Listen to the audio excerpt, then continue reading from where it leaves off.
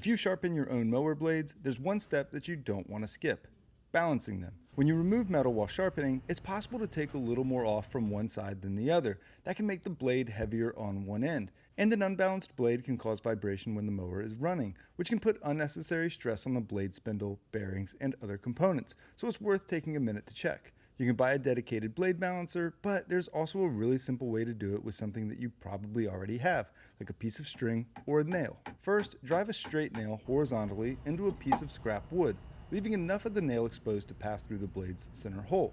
Place it on the nail and let the blade hang freely. If one end consistently drops lower than the other, that's your heavy side. Now you want to remove a small amount of metal from the heavy side. I usually do this with an angle grinder, taking just a little bit off at a time. Then hang the blade again and check it. Keep making small adjustments until the blade hangs relatively level instead of consistently tipping toward one side. And you don't have to get it absolutely perfect. You're simply trying to eliminate a noticeably heavier side. So after sharpening your mower blades, take an extra minute to balance them. It's a simple step that will help keep your mower running smoother and reduce unnecessary vibration.